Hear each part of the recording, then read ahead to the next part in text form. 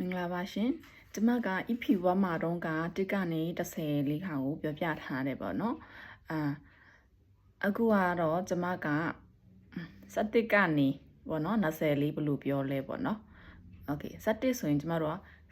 18နော်10လို့ပြောတဲ့အချိန်မှာပါဇက်ကိုပိတ်ရမယ်နော်1817စနစ်ဆိုရင်သူကကိုနှစ်ကိုတိထားပြီး2เนาะ3ကိုတိထားပြီး3ဆိုအဲ့ဒါတွေကလွယ်လေးပဲဖြစ်သွားပြီเนาะကိုက17မှာဒါသူက11လို့မပြောဘူးသူက18အဲ့လိုသုံးတယ်စနစ်မှာဆိုရင်12ကိုကနှစ်ကိုတိထားပြီเนาะ30က10နှစ်က2အဲ့တော့စနစ်ဆိုရင်12အဲ့လိုပြောလိုက်ရုံပဲเนาะ73လည်းတူပဲကိုက3ကိုတိထားပြီး3ဆိုရင်3အဲ့တော့10 73ပြောတဲ့ချိန်မှာကိုပီလေးပြောချင်တယ်ဆိုရင်ပါဇက်ကိုပိတ်မယ်เนาะ30ကလည်းပိတ်ရမယ်3ကလည်းပိတ်ရမယ်13เนาะအဲ့လေးဆိုအတန်လေးကပိုပြီးနားထောင်လို့ကောင်းသွားပြီ13 14ဆိုလည်းတူပဲ4ကိုတိထားတယ်14เนาะအကနေ15 16 17 18 19အဲ့ဒီ19ထိကိုရပြီ20ကိုကျတော့သူတို့က20လို့ပြောတယ်20เนาะ20ကို20ကိုဒီချင်းမိုင်မှာနေတဲ့လူတွေဆိုရင်ချင်းမိုင်သားတွေကသူတို့ကချင်းမိုင်စကားဆိုတာသူတို့ရှိသေးတယ်ချင်းမိုင်အခေါ်အဝေါ်လေးတွေပေါ့နော်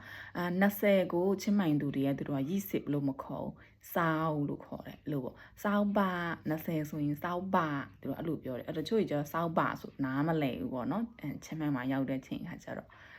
သူကအဲ့လိုလေးကွာခြားချက်လေးရှိတာပြောပြတာပါရှင်အဲ့တော့ကျမတို့20ကိုတိသွားပြီ20ကိုတိသွားပြီဆိုရင်ကျမတို့21ကိုဘယ်လိုပြောမှလဲဆိုခုန17ကိုပြောတယ်လို့မျိုးပဲကျမတို့17ကို18လို့ပြောထားတယ်18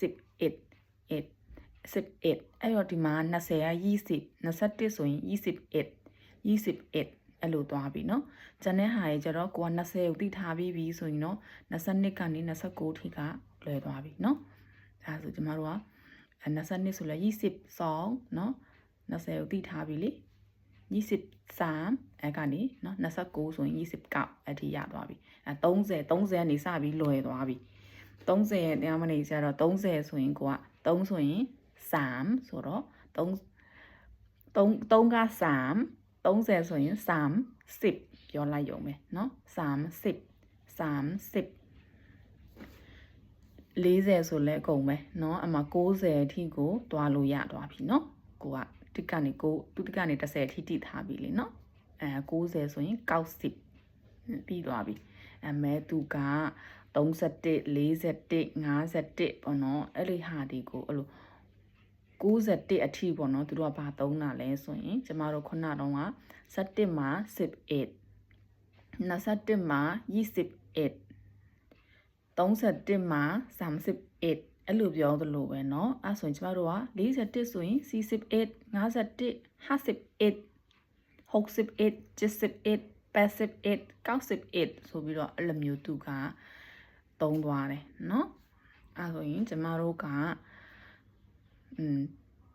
69ထိတည်သွားပြီပေါ့เนาะအဲ့ဒါဆိုကျမတို့က100ပြောမယ်100ကျတော့100เนาะ100ရာခဏန်းက100အဲ့ဒီအချိန်မှာ100နဲ့တပတ်ကိုကပြောချင်တယ်ဆိုရင်ကျတော့သူတို့က100လို့မသုံးတော့ပြန်ဘူးเนาะအဲ့ဒီ it ဆိုတဲ့ဟာတွေ31တို့ဘာတို့ဆိုတာသူကအဲ့ဒီ10ခဏန်းမှာပဲသူကသုံးတာရာခဏန်းဖြစ်သွားပြီရာခဏန်းကိုကြော်သွားပဲဆိုရင်ကျတော့သူက100နဲ့တပတ်ကိုအဲ့အချိန်မှာ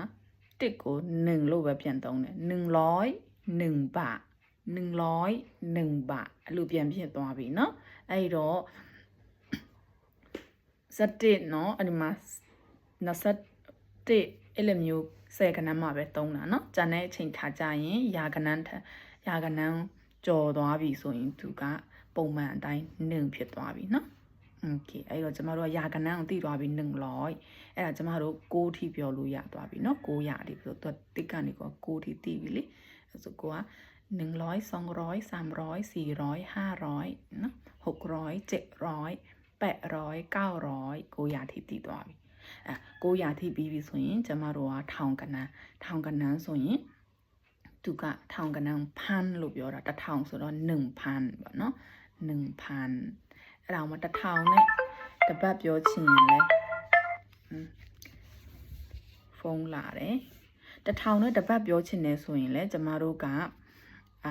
1001 บาทအဲ့လိုသုံးရတယ်เนาะ1001 บาทခဏလေးเนาะ